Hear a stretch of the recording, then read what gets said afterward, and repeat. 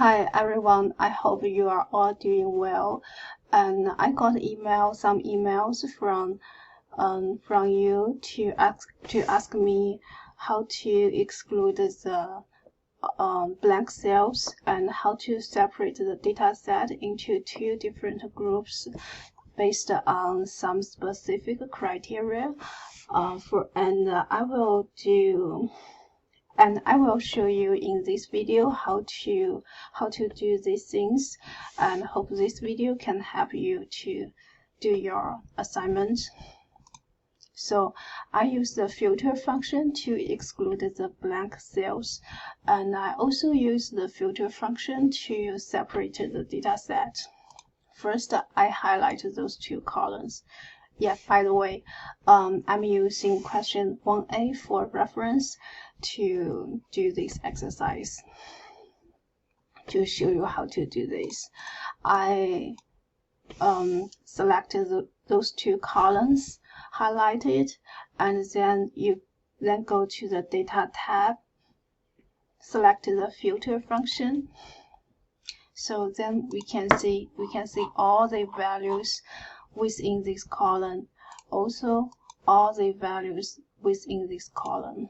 So first, we need to exclude the blank cells. So we select everything except the blank cells. So that means we keep everything within this column A, except the blank cells. Also for column B, for question 1.5, we select everything except the blank cells. And then we need to separate 4.15a into two groups. The first one are those with 1.5 equal to 0, and the second one are those with 1.5 greater than 0. Then we go to the 1.5.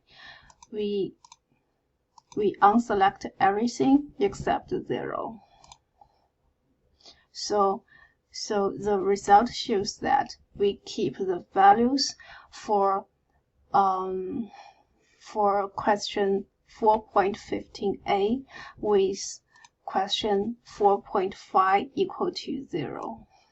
And then we copy and paste those two columns, and we keep in mind we are only using the spatial paste, like we only paste the values from those two columns.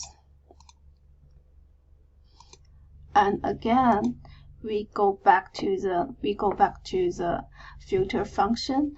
Go to the 1.5 column B. We select everything except 0 and blanks. And then we copy and paste those two columns again. Use the spatial paste, just paste the values. Finally, we highlight those two columns and then unselect the filter function.